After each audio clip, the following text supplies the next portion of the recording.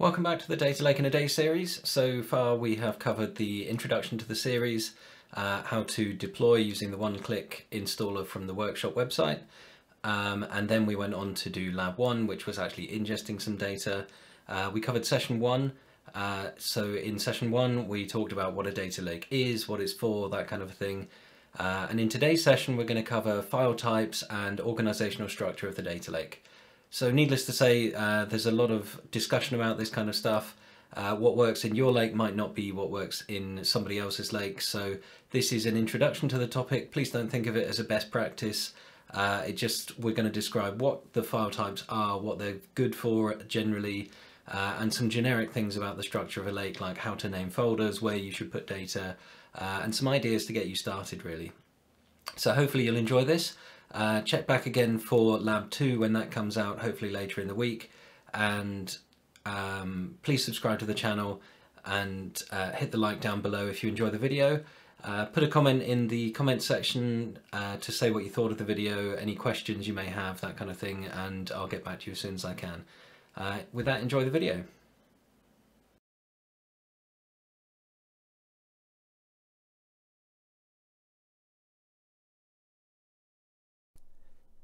So first we're going to talk about file formats on the data lake, and obviously you can have many different file formats on a data lake. Part of the purpose of a data lake is that you can literally store any files. So the first thing to say is there are no files that couldn't be on a data lake.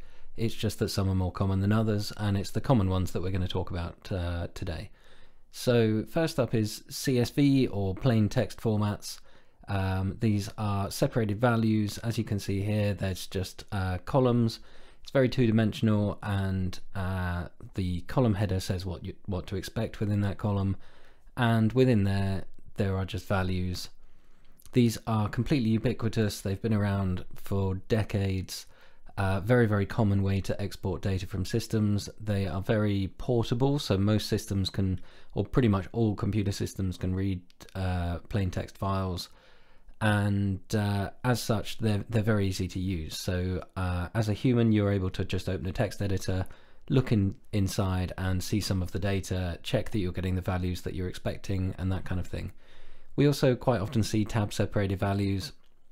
Comma is quite a common character to be using within text fields. So tab kind of helps with that by, instead of using commas, using tabs, and therefore it's less likely to clash with the data.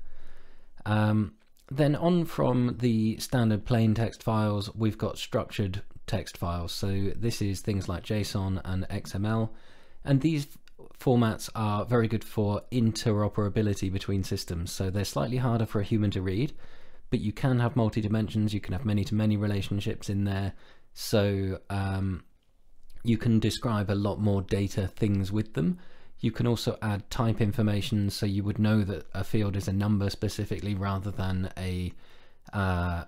just a generic text and then having to interpret that as a number, as we would have to with a CSV file, for instance. So these are quite often used for computer-to-computer communications. So if you've got an integration solution, then one of these formats might be what that's used for. And JSON is obviously used quite a lot in REST APIs on the web, so you will have a lot of these files floating around on the network already, and simply collecting them onto your data lake is quite a straightforward process. And similarly with the plain text format CSV, just copying those onto the lake, you'll already have these kinds of information out there. So we most often see the structured text and the plain text formats as incoming data. Generally we don't see those later on in the stages of processing on the data lake. Next on from that, we've got parquet. So parquet is a columnar format. It is compressed, so because everything is in columns, it's able to compress really well. That keeps the data size small, which means we're reading less data from the lake, but it does have its disadvantages. So parquet has to be built as a file, so if you were to add a row to it, then you'd have to effectively uncompress, write the row one column at a time, then reassemble everything and compress it and put it back onto the disk. That's a fairly costly operation in terms of processing power and in terms of disk activity. When you compare that to something like a CSV, where if you want to add a row, you just add a row to the end of it and close the file, there's quite a difference there. And similarly, in terms of reading, if you read through a CSV, you might find that that performs better than a parquet file if you're working on it as a batch. So if you're just reading line by line, doing something and writing out somewhere else, that might be more efficient in terms of memory or processing, because there's no computational effort in terms of the file formats. It is what it is, it's just plain text. Whereas with Parquet, there's a bit more involved in creating those files. So finally, we've got the AVRO format. So you can remember this because it says the word row at the end. Effectively, this is a row-based format. So instead of storing everything as columns, which makes it easy to work on a subset of the columns and good compression, AVRO is all about how quick it is to write an individual line at the end of the file. So there's very little processing involved in that. So all of the schema information is at the top of the file. So for things like event-based systems, IoT, web-based systems where you've got information coming in from apps, this is a great format for recording that in real time, because we can just hit the end of the file and put new rows on and then close the file at the end. But it's a very strongly typed binary file format, so it's a bit more advanced than something like a text file. These do have the advantage, the Parquet and the AVRO though, of not really being human readable in any way. So you kind of have to be using your tooling to open them and see what's inside of them, see the output of some of your operations. Whereas a CSV file, if you output it, you can open a text editor and just have a look inside. And then finally is all of the other formats. So here we've got a couple of photos that could end up on the lake. If you've got pictures of your products or machinery or any of that kind of stuff, you might be doing machine learning based on images. You may be using audio files, you might be doing text to speech or speech to text. All of these kind of files are useful in their own ways. So if you've got a project that uses those, you'll know about it. And they're just going to sit on the lake alongside your other file formats, and those will sit in the structure that we're going to discuss next. So they're not entirely unstructured, but they are referred to as unstructured files because there's no kind of organized data in there. They're just a piece of information on their own, but we can add structure around them within the kind of file system, as it were. So on to the structure of the lake, and in part this is going to come from governance, part of it from performance, and part of it from the actual processing of the data. So when we process data, generally we refer to it as raw as it's coming, or the source data. This is stuff that's coming from either external sources, or we're creating the data, or we're importing it from other systems such as databases and that kind of thing. So this will be stored on the lake, generally in one of the cheaper types of storage, because we're going to keep this around for a long time. We're going to keep it unchanged so that we've got a record of where the data started before it was changed by our processing. And that allows us in the future to go back and compare it to make sure that nothing is broken and nothing has gone wrong in the processing. So this will be the original source data. It might be a historical record, so this is not an archive, but it might be a record of data going back a number of years. If you have regulatory requirements for archival, then you will definitely want a separate managed archive that takes into account things like data lifecycle management and that kind of stuff. So do not think of this as an archive, but you will have historical data in there. That historical data will be the primary copy as far as the lake is concerned going forwards. So it's possible that we might change the format of the data. So if it's coming from a SQL database, obviously we're going to change the format into something more manageable. So quite often that might be CSV or something like that, as we just discussed. But other than that, no real changes are going to happen. So next up in the staging of data manipulation is we might clean the data. So this is going to be effectively tidying up. So if there are duplicate rows, if there are any format corrections that are needed, any standardizing of schemas. So if we've got first underscore name in one database and we've got first name in another database and f name or given name or something like that, then we might want to standardize on a single way of referring to that going through into our processing, just to make it easier on the people that are doing the processing, the analytics, making the pipelines and that kind of thing. Then moving on, we've got curated and modeled. So effectively what we're doing with the data lake is we will load data into the lake, then we'll use a parallel processing system to manipulate it and create a model which will be tables of information generally for an analytics use case. And those tables are going to be linked together, and we're going to have aggregations. So we might want to know what the sales were in the month of July 2020, rather than the presentation layer adding those up each time. We might pre-calculate those as a separate table or a separate piece of information and just load it into the next tool. And that allows us to address a much larger amount of data. So this model is generally almost a finished model in a data lake scenario, so that we can then just load it into something to present it, such as SQL DW or Power BI or something like that. And we then don't have to do too much processing in that presentation layer. This then allows us to size the presentation layer to what we need for the people using that to consume the data, and we can size the parallel processing solution to what we need in order to process the data to create the model within a reasonable time frame that we actually want to create it. Then finally, we might have a sandbox or an experimental area where people have more freedom to do machine learning and that kind of a thing. There's another video up on the channel if you want to see more about environments. It's important, these are often referred to as layers on the lake. I don't like that terminology because it implies that these are going to be part of the structure. So these are very much stages of processing of the data. You don't necessarily land the data in these stages back onto the lake in file formats. These might just be in memory within the processing tool. You might not write them to the data lake at all, and you certainly wouldn't need to represent the raw, the cleansed, etc. as far as the structure of the lake, the folder structure is concerned.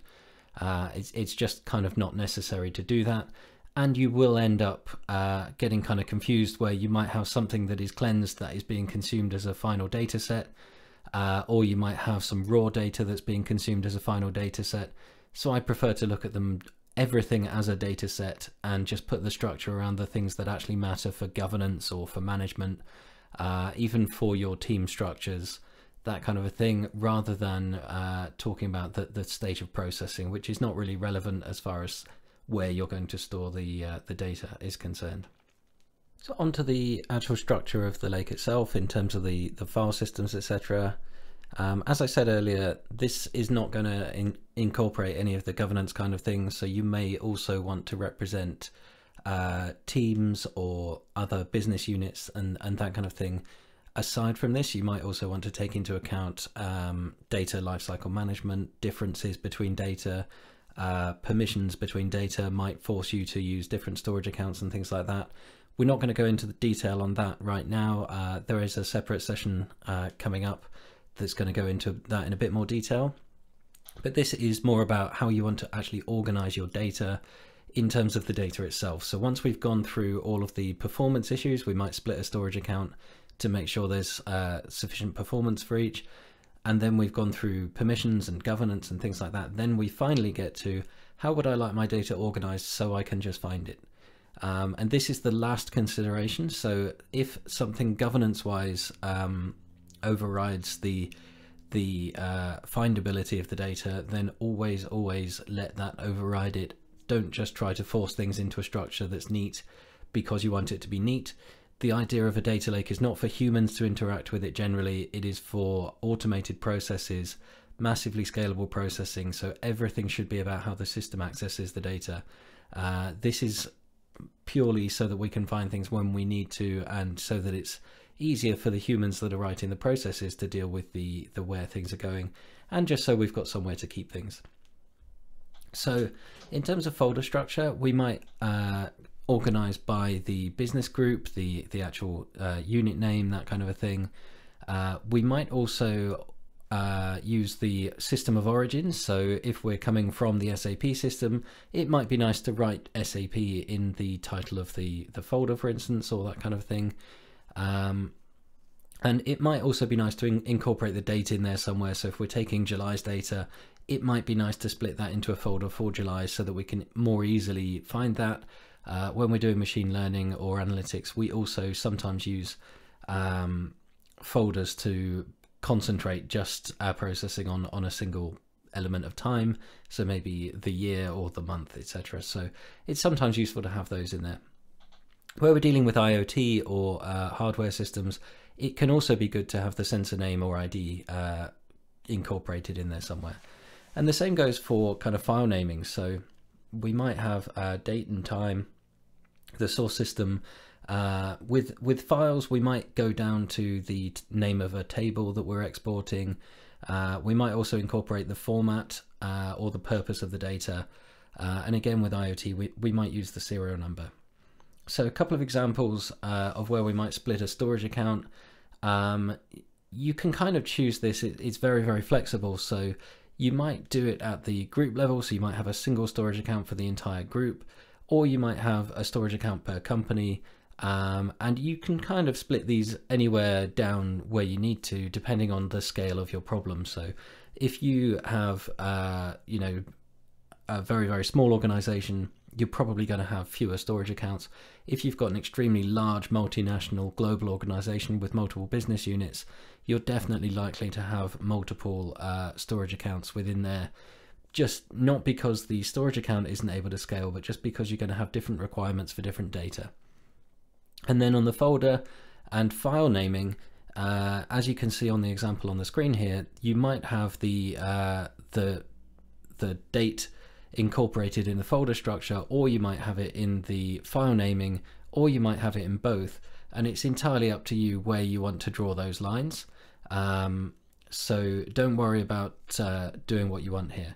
One very important thing to note is that data lakes are optimized, and the processing systems that we use on them are optimized for larger files. So although many of the examples here go year, month, day, hour, it's very unlikely that you're going to get down to the hour level while maintaining the file size that you need. So we're aiming for 250 megabytes up to about a gigabyte in size per file.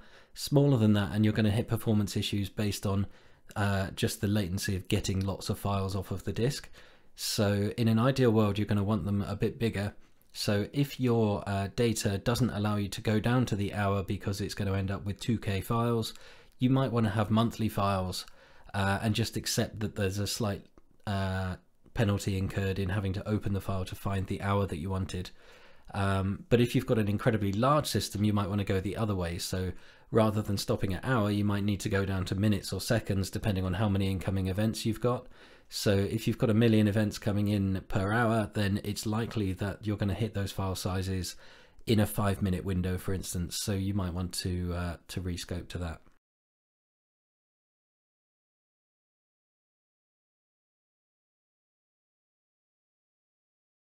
So hopefully you enjoyed that, and now you know a bit more about the structure of data lakes and the file types you might generally find on there for analytics purposes.